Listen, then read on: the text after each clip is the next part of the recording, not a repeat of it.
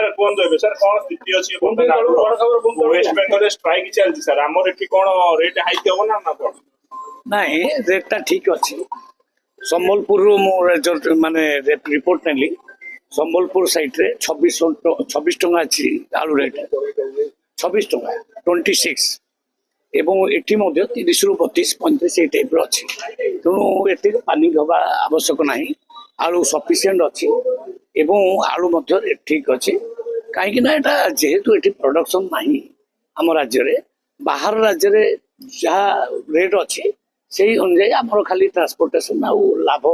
व्यवसायी मान लाभ देखिकी रेटा करा वेस्ट बेंगल स्ट्राइक बर्तन आलू नहीं आमे आमे जेते बेले उत्तर प्रदेश रो आलू आनिलु वेस्ट बेंगल रे व्यापारी माने हैरान हेलेनी व्यापार करिया पई कारण सेठिकार प्रशासन जो बंद कला जो नीतिटा ठीक कला नहीं से अनुजाई तांकर व्यापार घाटा हला व्यापारी मानकर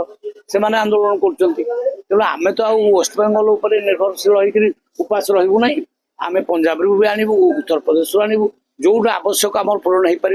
से जिला राज्य मानक दीटा ट्रेन व्यवस्था होची दीटा ट्रेन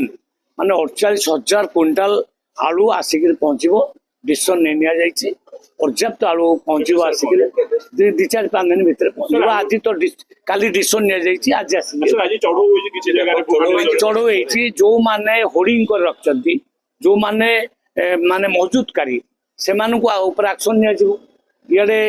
आर्टिफिशियल सर्टेज देखो इे रेट बढ़ेब से चलो ना तेणु से एक्शन नि सर आप संबलपुर कथा कहते कि 1 नंबर हाट में पाखे हाट अच्छी गोदाम अच्छी सेठी सर 35-40 बिकुची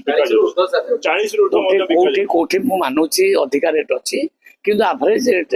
ऑल ओडिशा रे प्राय 30-35 टाइप अच्छी कारण आमर 1900टा माने दुकान खोला है टोटाल ओडिशा रे जोठी 30 टंका चाउल ए जो आलू मिलूँ 30 टंका 5 टंका 6 टंका भितर रखिबे लाभ बिकिबे किंतु व्यापारी मानु नांदी ना व्यापार जी न मानबो ता ऊपर एक्शन निया ओके थैंक यू सर।